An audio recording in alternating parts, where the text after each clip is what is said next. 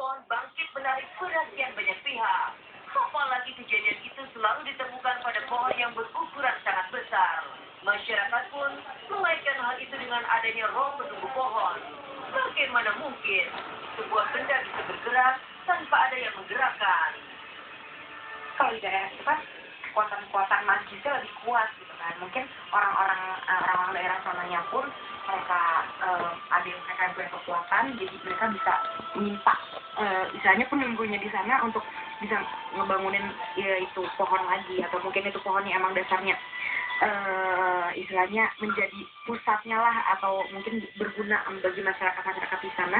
Jadi nggak ada yang tahu juga kan kalau Tuhan emang ngizinin lagi untuk tuh pohon bisa tumbuh lagi dan bisa bangun lagi. Sebelum agama masuk, masyarakat Nusantara memang sudah berabad-abad menganut kepercayaan arkais, dinamisme dan animisme.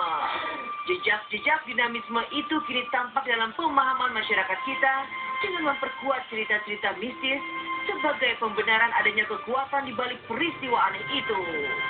Bahkan dalam beberapa kasus, kisah-kisah mistis ditautkan dengan tanda-tanda datangnya bencana atau malapetaka.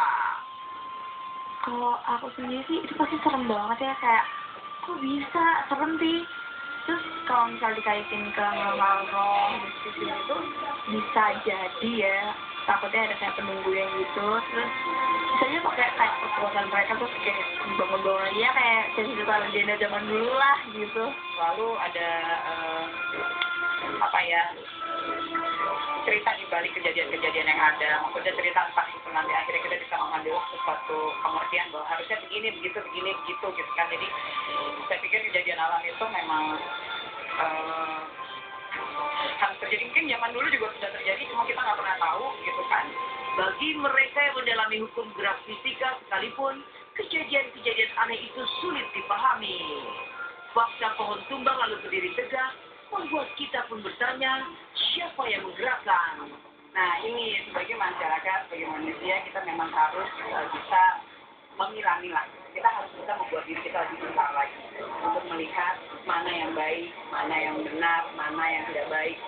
Karena sebenarnya itu kebaliknya lagi adalah untuk kepentingan diri kita sendiri. Kalau kita menganggap semuanya halnya negatif gitu, itu akan memberikan dampak yang negatif pada diri kita. Tapi kalau kita bisa melihat hal ini menjadi hal yang positif, maka itu akan mengembalikan diri kita menjadi memiliki aura yang positif juga.